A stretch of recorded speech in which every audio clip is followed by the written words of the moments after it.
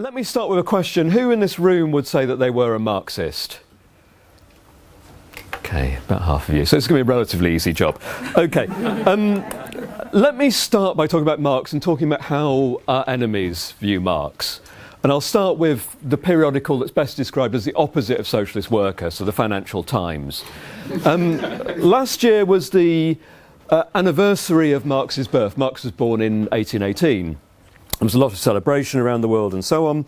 A piece in the Financial Times argued this: even the best 21st century social science pales beside the complexity and richness of Marx's protean 19th century thought. The Economist, an even filthier pro-capitalist publication, published an article which simply had the title, "Rulers of the World, Read Karl Marx." Now, this to me is fascinating, but once you actually dip into these articles, what they all talk about is Marx as a theorist of capitalism and Marx as a theorist of crisis. What they don't talk about is Marx the revolutionary. And on Marx's graveside, his great friend and collaborator Frederick Engels said Marx was first and foremost a revolutionary. Every whiff of revolutionary activity, Marx was there in the forefront of it, trying to get involved, trying to build these movements and so on. And so what I want to try and get across to you in this meeting is the way that Marx looked at capitalism as a system connects to Marx the revolutionary. Why does one flow naturally from the other? In other words, you can't separate out Marx the theoretician who sat in the British Library reading books and so on from Marx the active revolutionary who wanted to transform the world. Now, Marx was a revolutionary, but also Marx was born into a world shaped by revolution. And I want to talk about two revolutionary processes that shaped the world that Marx emerged into in 1818 and the world that he was sort of socialised into as a young person, a young adult. So the first of these two revolutions was the Great French Revolution of 1789. And the French Revolution is an incredibly important turning point, not just in French history, but in world history. It's a moment at which the world seemed to be turned upside down, because what happened in France in 1789 was that the power of the absolutist monarchy in France, the power of the landowning class, the power of the aristocracy was broken by a political revolution that broke their power, that beheaded the aristocracy, literally beheaded the aristocracy, by the way, and established a new form of political rule in France. And because it was such a bold revolutionary process, the people who led that revolution had to rally behind them the mass of French people, and they rallied them behind a series of slogans. What's the famous slogan for the French Revolution, anyone? Égalité, liberté, fraternité. Fantastic. What does it mean in English? Equality, liberty, freedom. Fraternity, yeah. It leaves out sort of the question of women in this process. But these are the sentiments that are involved in the French Revolution. The idea of comradeship, of democracy and of equality are the slogans that are used to rally the mass of people. The problem with the French Revolution of 1789 is it doesn't establish the rule of everybody. It doesn't establish a genuine democracy. It establishes a world dominated politically by small layers of merchants, of bankers, of early industrialists, entrepreneurs and so on. In other words, the emerging capitalist class in France, in fact, come to the fore over the bones of the old aristocracy. So there's a clash between the aspiration of this revolutionary process and the reality. That's the reason why really the French Revolution begins the process of the emergence of something you could call socialism. Yeah, and we can talk maybe a bit later on about the different kinds of socialism that come out of that process. But what the French Revolution poses is a potential of political revolution transforming the world and the importance of class struggle in this process. As Marx put it, the history of all hitherto existing society is a history of class struggle, of classes clashing with each other, overthrowing each other and so on. The second revolution that shaped Marx's life was a revolution taking place and centred on Britain. The great industrial revolution that really begins towards the end of the 17th century and proceeds through the 18th century and proceeds into the 19th century and beyond. Now, Britain had already had its own sort of pale imitation of the French Revolution 100 years earlier. It was a sort of half-assed version of the French Revolution in which we'd beheaded the monarchy in Britain and so on, and then restored the monarchy a little bit later. Nonetheless, it created the conditions in which there was this powerful upsurge of capitalist development in Britain. And what this was doing was transforming the way that people lived, the way that people worked, the way that people experienced life and society. Most strikingly, the squalor of the factory. The people drawn into the new urban centres who worked in the factories encountered a way of life completely different to what they would have been used to as peasants living on the land. You know, the idea of being disciplined to work 10, 12, 15 hours in a factory under the watchful eye of the factory clock and the factory foreman and so on. The idea of working amidst all this machinery and technology, the noise and chaos of the early factory would have been a striking experience for anyone who was exposed to that for the first time. And most striking of all was the enormous gap that opened up in those societies between the enormous wealth generated by industrialisation on the one hand and the impoverished, squalid conditions of the people working on the other. And out of this gap, and out of these processes of industrialisation, you begin to get upsurges of struggle led by working class people themselves, where increasingly they'd clash with the factory owners, with the state, and so on, in a series of militant political and social battles. Strikes, general strikes even, demonstrations, protests, taking place in the new urban centres. And these revolutionary processes shaped Marx's attitude to socialism. Marx's distinctive contribution to socialist thought is this. It's the idea that working class people, through their own struggles from below, can lead revolutionary change that overthrows capitalism and paves the way for a new, classless, genuinely egalitarian democratic society. That's the contribution that Marx makes. And I want to contrast that to what is still today the dominant version of socialism. Because although some people in this room are revolutionaries, most socialists you encounter would not say that they were revolutionaries. Most socialists come from a very different tradition, which I'll describe as Reformism, which is really, for many people, a starting point when they begin to radicalise. And Reformism is really the idea that what we can do is, for a gradual piecemeal mechanism, we can make changes to the capitalist system that make it more equitable, more tolerable for working class people, and through these changes eventually we'll move towards something that we can call socialism. This is the dominant tradition of socialist thought in the world today. It's what's embodied, in the best sense by Jeremy Corbyn and John MacDonald and people like that, but it's a much broader tradition stretching back over a long period of time. And what Marx's arguments tell us, and these are the central points I want to make, is that there are limits to this way of transforming the world. First of all, if you want to transform the world through gradual reform, you very rapidly run up against what I'm going to call the logic of capitalism, which pushes back this attempt to wrest reforms from the system and reverses and tends to dismantle those reforms in the long run, and places limits on the kind of reforms that are tolerable to the capitalist system. The second limitation of this reformist tradition is it doesn't give enough weight to the ability of working class people through their own struggles from below to transform the world. The idea that we need politicians to do this on behalf of us, Marx argues, is fundamentally a wrong-headed way of looking at socialism. We have to see socialism as starting from the real historical movement of working class people. So these are the central arguments I want to make. Now, I'm going to start by trying to explain what is the logic of capital that I talk about. What do I mean by the logic of capital? Now, first of all, capitalism is a class society. I'm going to say a lot more about class in a moment. But at the most basic level, if you look at capitalism, the dominant force in society, everywhere that capitalism reigns, are those people who own and control the means of production. A tiny minority of people. Actually, you're talking about, people use the slogan of 99% against the 1%. You are talking literally about, roughly 1% of the population. I'm not saying that the whole 99% are automatically on the other side.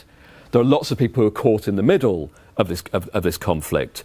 But the number of people who actually own and control capital in a real sense is a relatively small minority in society. and this is the dominant force in a capitalist society.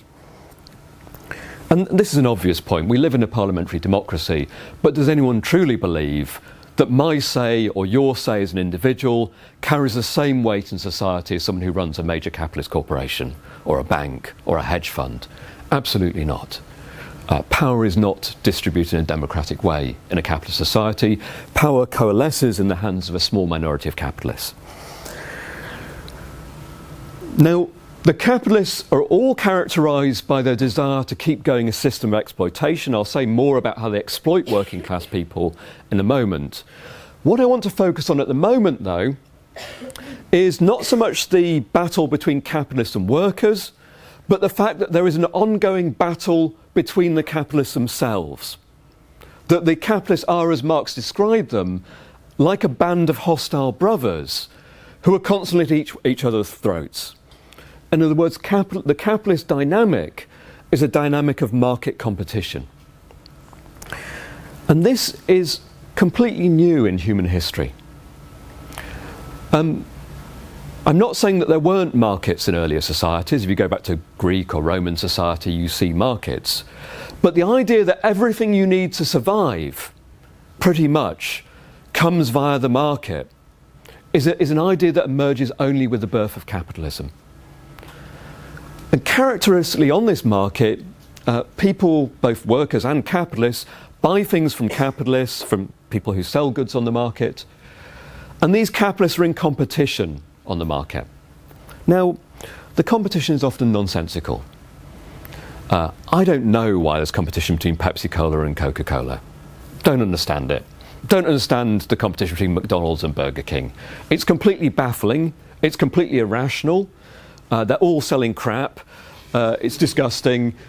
But nonetheless, there's this battle of competition that goes on all the time. It's inherent in the capitalist system. And the form that this competition takes is predominantly price competition. It's cutting prices. And the way that you cut prices as a capitalist is you invest in technology, in more advanced, more powerful means of production. It's a very obvious point. But think about if you were making cars or something and you were trying to use the technology of 50 or 100 years ago, very, very rapidly you'd be driven out of business. You are forced as a capitalist to innovate. Not, by the way, I mean, the myth in capitalist ideology is that the market gives innovativeness and dynamism to capitalism, which ultimately meets human needs. This is not true at all. Yes, there's innovation under capitalism, but it's innovation in so much as it boosts profitability.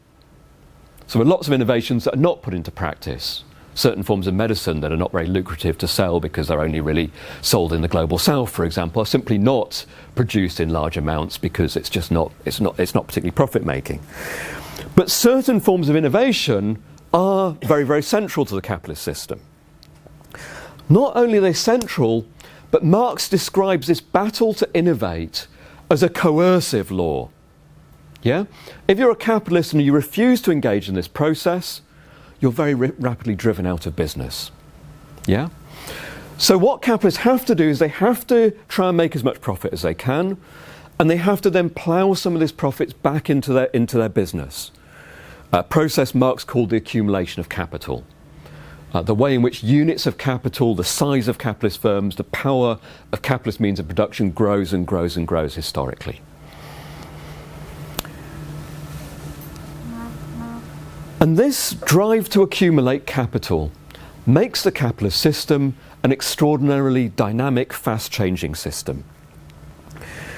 I remember when I was 14 or 15 reading the Communist Manifesto. You've read the Communist Manifesto, some of you at least. And you get the Communist Manifesto and you think, I'm going to learn about communism and socialism now. And you think, I'm going to get this condemnation of capitalism. And you get to the first couple of pages and it's all this massive hymn of praise to capitalism. It's bizarre. There's a passage, it reads that capitalism has accomplished wonders surpassing the Roman aqueducts and Gothic cathedrals. And he goes on and on and on about the wonders of what capitalism has accomplished, the global market and so on and so forth, the power of capitalism. The point that Marx is making is this. Capitalism, for the first time in human history, has created the material basis for a society without scarcity. We don't have to talk about it as some utopia in the future. We already have enough wealth as a global society to ensure everyone has a decent standard of living before we even get to abolishing the military expenditure, abolishing advertising and lots of other pointless capitalist activities. Before we even do that, we have enough wealth to ensure a decent standard of living for every single person on the planet. And under socialism, we could take that far, far further to cater to people's expanding and developing needs. That's the first point Marx makes about accumulation.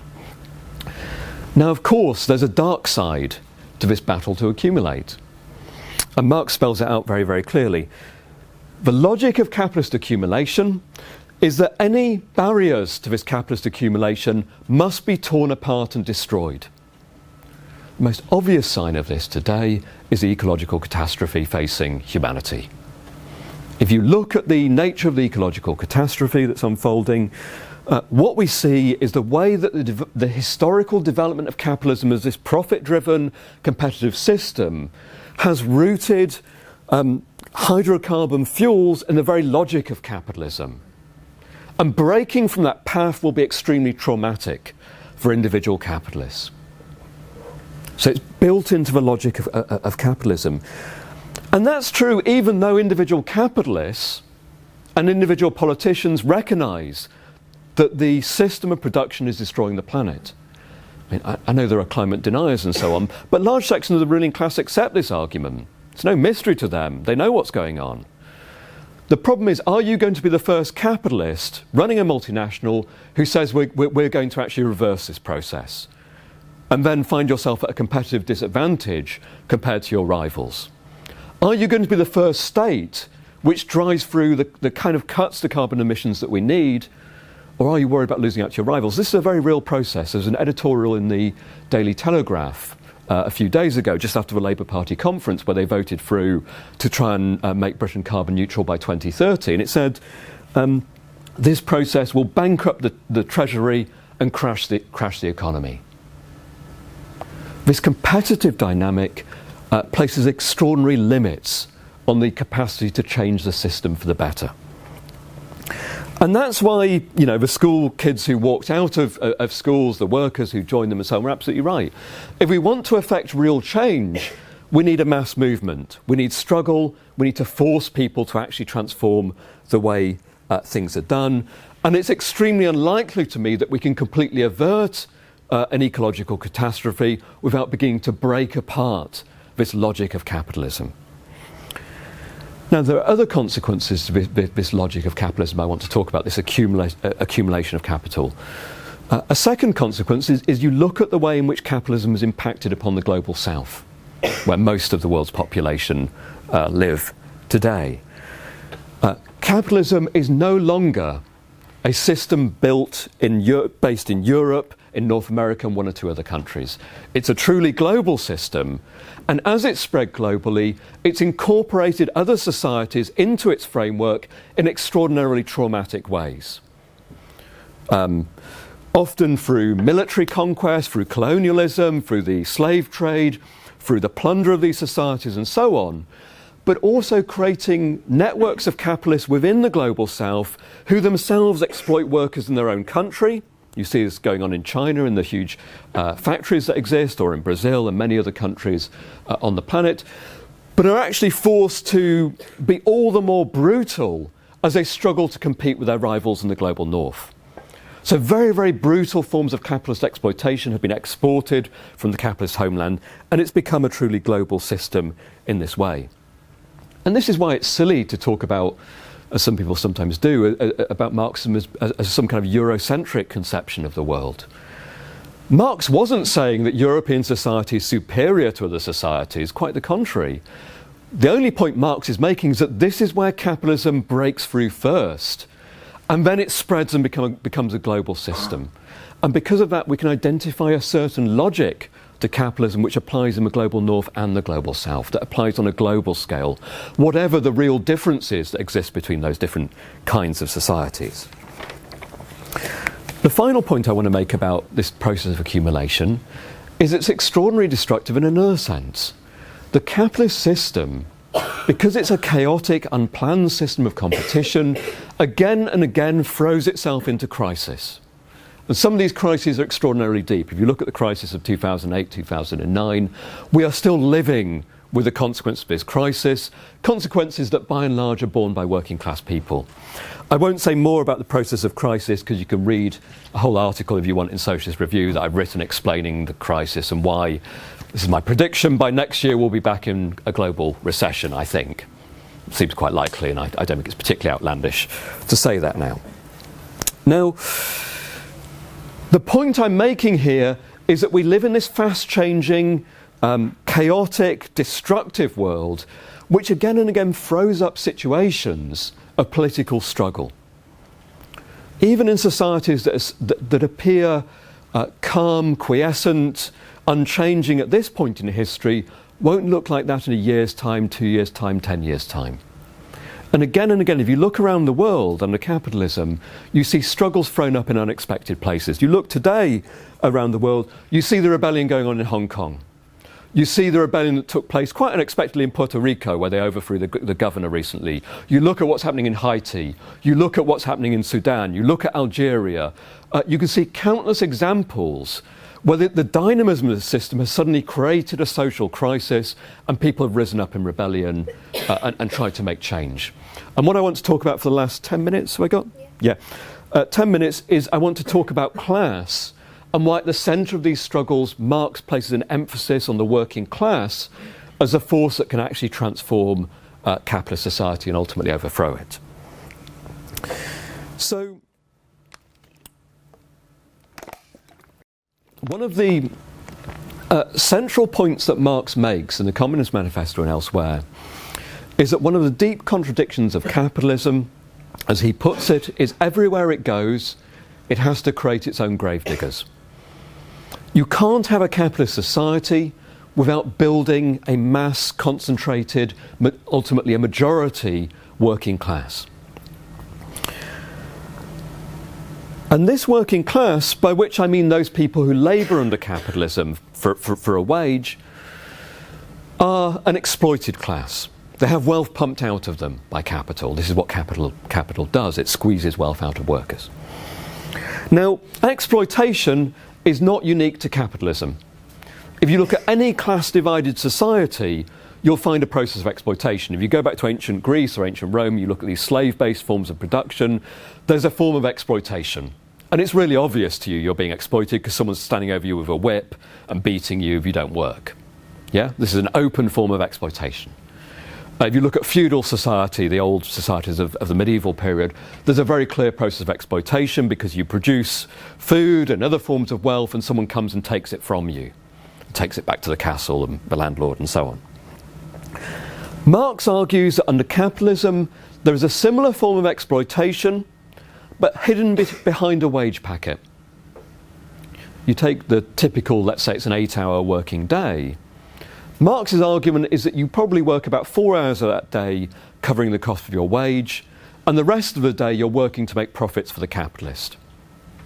Indeed, this is just obvious. If the workers receive the full fruits of their labour, there'll be nothing left over for the bosses in terms of profit. There's a process of exploitation here. But it's a fairly hidden form of exploitation in the sense that no capitalist ever has gone round a workplace tapping people on the shoulder saying, you've worked 4 hours, you've covered your wage, the next 4 hours are purely to enrich me. This never happens. It's a hidden form of exploitation, but nonetheless the exploitation is real. Wealth is being pumped out of working class people. Now this exploitation paradoxically creates problems for the capitalist, because what differentiates exploitation from other forms of oppression is it's a relationship of two-way dependence. You can contrast this to other forms of oppression. I happen to be mixed race and occasionally I've been subject to racism, but that racism doesn't give me any particular structural power over the racist. If you look at exploitation, it's different. We acquire a form of power over capital because although we depend on the capitalist to pay us a wage, the capitalist depends on us to do all of the work that actually makes the workplace function and allows them to derive a profit. This, by the way, is something that the owners of General Motors in America are discovering today. There's been a strike in General Motors in America for 3 weeks now. I think it involves something like 46,000 workers. I reckon that the cost of their profits is $1.2 billion. So how long can they sustain that loss? But there's a two-way dependence here. They depend on our labour. And it's this two-way dependence that makes the working class a powerful force potentially in society. And this is something that workers begin to recognise when they go on strike. You know, I work in a university most of the time. You know, when we go on strike, nothing happens in the university. When our boss goes on strike, no one notices. You know, the people who actually predominate over capitalist society, you could get rid of them tomorrow, and it'd be a very, very long time before you notice their absence. The working class actually do all the labour in a capitalist society, not the ruling class. There's a dependence on labourers here.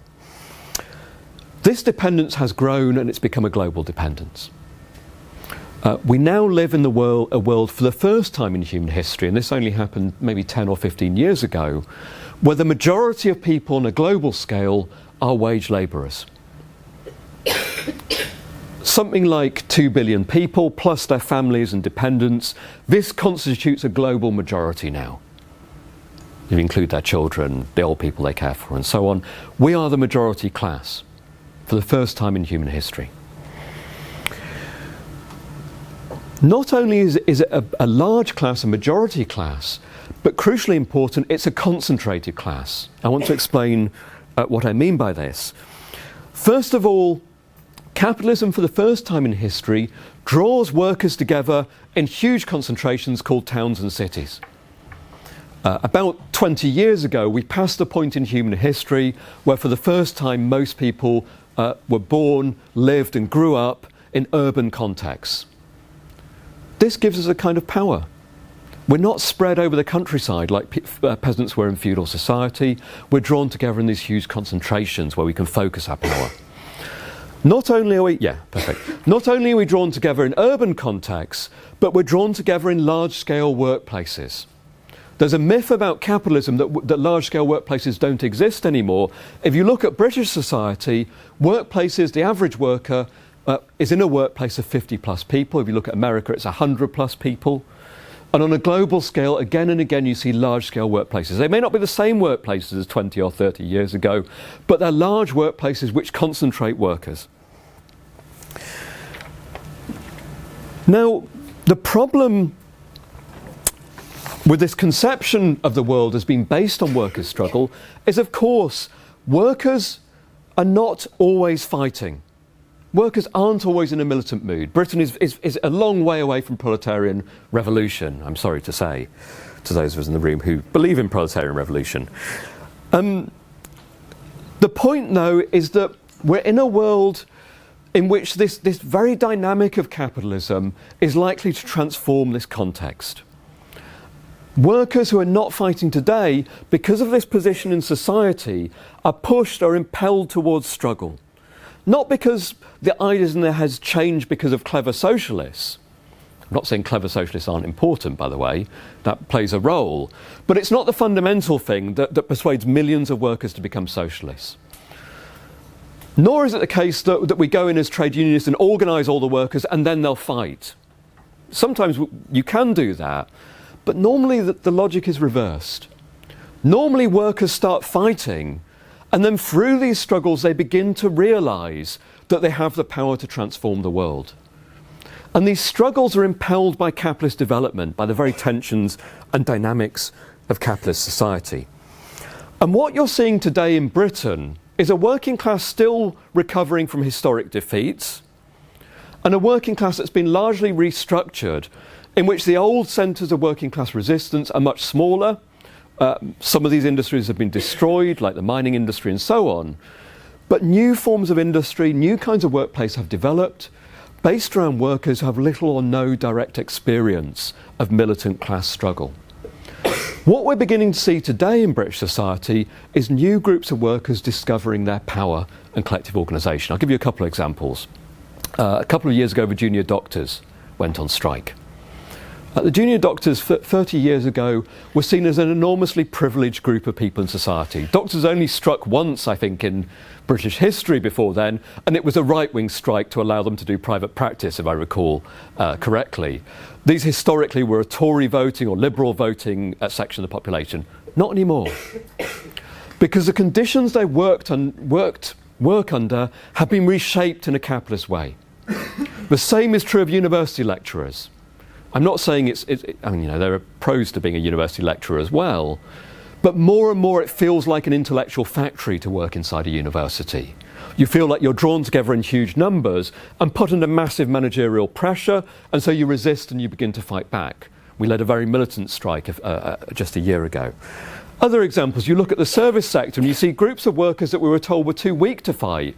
People know the Deliveroo bike delivery people went on strike in London a couple of years ago. In very difficult circumstances, they used the same technology that organises their work to coordinate their struggle. They went on strike and they won. In Amazon, people know about these, what they're called, fulfillment centres. Very Orwellian term, because you don't find fulfillment in there. These are huge depots, thousands of workers, hugely exploited. Just a couple of days ago in America, a group of, I think, 40 or 50 Somali workers in an Amazon depot walked out. Again, near where I live in Leicester, unions are beginning to organise these centres. They're becoming centres of resistance and organisation. And this is the future we should look forward to. And it's a process that happens on a global scale. I don't have time to talk about the labour struggles that are happening in the global south. But if you look at countries like China, if you look at countries like Brazil and India and so on, you're seeing emergent struggles of new groups of workers who are learning to organise through the struggle itself. The very last point I want to make, and I'll finish on this, is the way in which these struggles lay the basis for socialism, for a world completely transformed, turned upside down. Unlike previous oppressed groups, when workers fight on a large scale, they find that individual solutions are closed off to them. You compare this to the old feudal societies of medieval Europe. When peasants rebelled in medieval Europe, they could rise up collectively, kill the landowner, take possession of the land, divide the land, and each become independent peasant proprietors, small-scale farmers. This is the pattern in the French Revolution, the Russian Revolution when peasants rose up and elsewhere. For workers, this path is closed off. You can't take the 80,000 workers who work at Heathrow Airport, the largest workplace in Northern Europe, divide up the airport 80,000 ways, and each try to land 180,000th of a jumbo jet in your front lawn or whatever it is. This is not a credible way of fighting. Capitalism imposes a kind of collective logic on struggle. Not only that, but once you begin to shut down production across an entire city, let alone an entire country, you begin to have to organise society yourself from below in new collective democratic ways. You have to feed people, you have to clothe people, you have to give people healthcare, housing and so on. You have to start to organise from the bottom. And what you see in the great revolutions of history, and Marx pointed to this in the Paris Commune 1871, but there are countless other examples, is new organs of working class rule built from below that begin to pave the way for a socialist way of organising society, of workers running industry collectively and beginning to reorganise society on that basis. Every time there is a major struggle, a revolutionary struggle, you see glimpses of workers' creativity and capacity to organise. This is the process through which a socialist world can come about. Through breaking the power of capital, this logic of capital, but also beginning to create creatively from below a new way of running society. And for all those people who say socialism is a difficult challenge, it's worth remembering this. We live in a world today in which not even 46, 26 people control the same wealth as half of the world's population. 26 of them, 2 billion of us. Actually, capitalism has massively simplified the task of achieving socialism. I'll finish there.